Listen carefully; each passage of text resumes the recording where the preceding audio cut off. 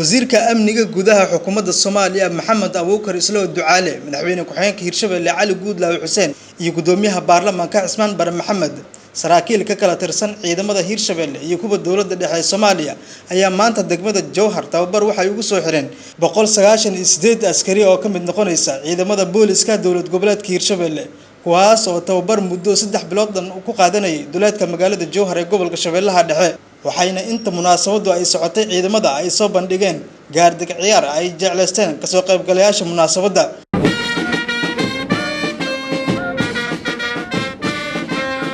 Cismaan Bare Maxamed gudoomiyaha baarlamaanka Hirshabelle ayaa soo dhaweeyay ciidamada maanta tababarka loo soo xiray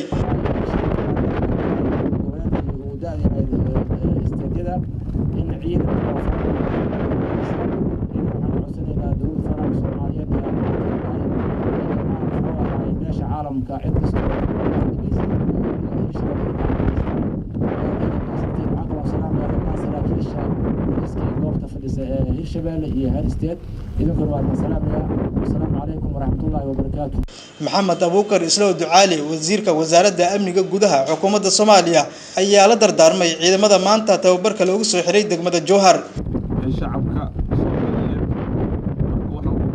shacabka waxaan ku dardaarmayaa marka hore shacabka marka la dhaqmaysan si wanaagsan oo sharciga waxaad soo marteen inaad ku dhaqantaan sidoo kale waxaan ugu dardaarmayaa cadowga aan leenahay waa al-shabaab in gacan bir aad ku qabataan diyaar muutiin waa mahadsantiin waxaan rabaa aan warkaan sii badanaynin tababarkaad soo qaadateen muddada 3 bilood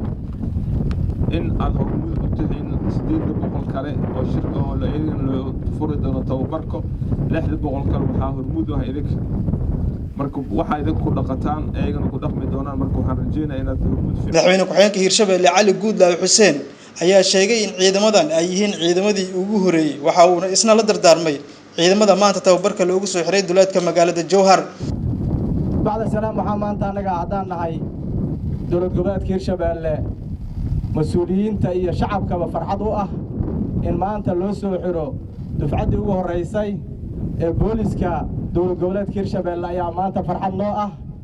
waxaan leenahay alxamdulillah ilaahay ayaa mahadaas iska leh waxaan rabaa halkaan inaan uga mahad celiyo cid kasta ee gacan ka geysatay dawladda federaalka iyo maaragtay UN-ka iyo guud ahaan deeqabiyaasha inta gacan ka geysatay waxaan rabaa inaan idhaahdo waad mahadsantihiin waxaan rabaa inaan kula dardaarmo ciidanka booliska dawlad goboleedka Hirshabelle waxaad tihiin dufcadii ugu horeysaa tihiin waxaa la idinka rabaa dadaal badan inaad amniga ka shaqaysiin la idinka rabaa inaad bulshada si degan ula macaamishiin la idinka rabaa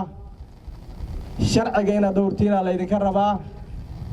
dufcadaha dambe ee la tababaray haddii ilaahay raalli ka noqdana waxaa la rabaa inaad ku dayasho u naqatiin oo idinku daydaan ciidamadan ayaa iminka laga sugaya in ay sugaan amniga guud ee deegaanada Hirshabelle iyadoona dhawaan la filayo in ciidanka AMISOM gaar ahaan qaybta Burundi in ay ka baxaan deegaano ka tirsan gobolka Shabeellaha Dhexe Cabdiraxmaan Xuseen Cumar Wadani TV-ga Kalsan magaalada Jowhar